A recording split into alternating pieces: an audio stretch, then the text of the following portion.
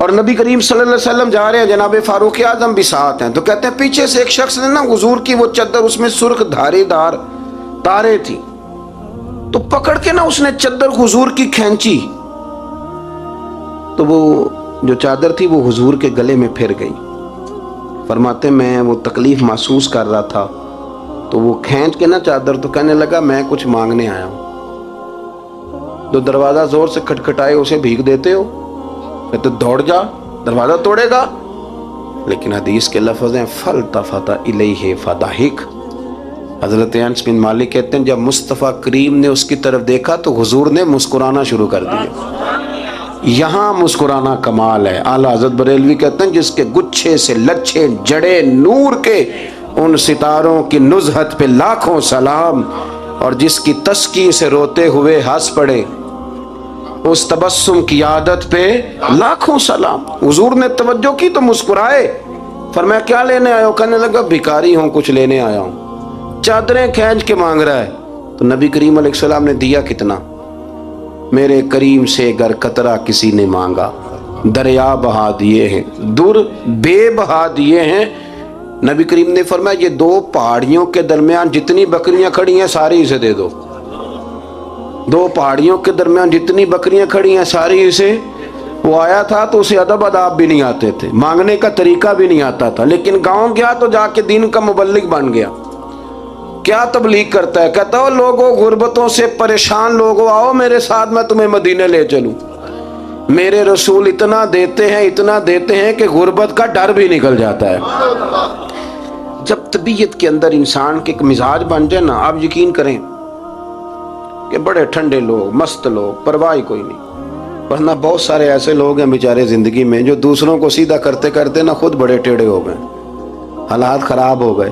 امام احمد بن حنبل وہ روایت لائے ہیں، جب ایک شخص نے آ کے حضرت عمر سے کہا تھا میں تقریر کرنا چاہتا ہوں، تو فرمایا تو نہ کرنا۔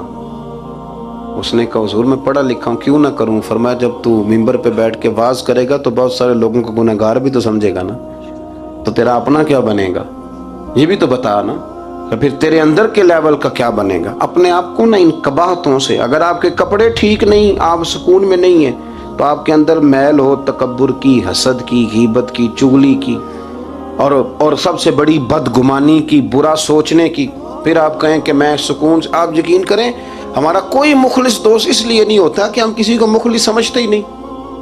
ہمارے زمانے میں سچا اس لیے کوئی نہیں کہ ہم کسی کو سچا سمجھتے نہیں۔ ہمیں بزرگ اس لیے نہیں ملتے کہ ہم کسی کو بزرگ ناراض نہ ہونا۔ میری بات پہ غور کرنا۔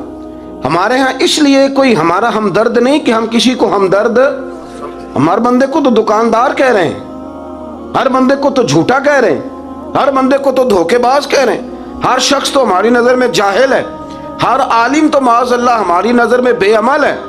جب اس قدر زیادہ ہمارا ذہن برا ہو جائے گا، یا ایھا الذین آمنوا اجتنبوا کثیرا من الظن ان بعض الظن اثم، اتنا برا سوچیں گے تو پھر تو حضور نے فرمایا نہیں کہ اللہ تمہارے گمان کے قریب ہے، اس طرح کا گمان کرتے ہو رب بھی ویسا ہی بن جاتا ہے۔ تو اپنی سوچوں کو ستھرا کریں، اپنی طبیعت میں نرمی لائیں۔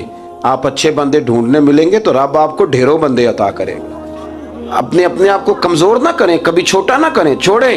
اپنی نجی مجلسیں بھی پاک کریں، صاف ستھری کریں اور خوبصورت کریں، اور اپنی جو خلوتیں جلوتیں ان میں محنت کریں۔ اپنے سے دوسروں کو افضل جاننا سیکھیں، لوگوں کا اکرام کرنا سیکھیں، آداب سیکھیں، اور لوگوں کے بارے میں اچھی گفتگو کرنی سیکھیں۔ آپ یقین کریں یہ کام آپ کسی کے لیے کر کے دیکھیں، اللہ آپ کو سکون عطا کرے گا۔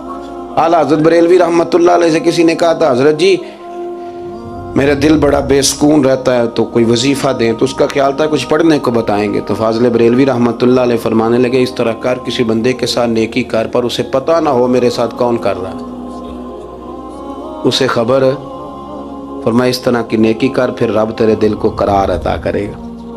وہ جو دکھا کے مسجد میں پیسے دیے جاتے ہیں وہ نام تو ہو جاتا ہے پر سکون لے جاتا ہے وہ، لیکن جو چھپا کے نیکی ہوتی ہے وہ ذرا مزہ کر جاتی ہے۔ اٹھ فریدہ ستیا چاڑو دے مسیت، تو ستیں تے رب جاگدا، تیری ڈاڈے نال پریت۔ اٹھ فریدہ ستیا تے خلقت ویکھن جا، متے کوئی مل جائی بخشیا تے توں وی بخشیا جا۔ آخر دعوانا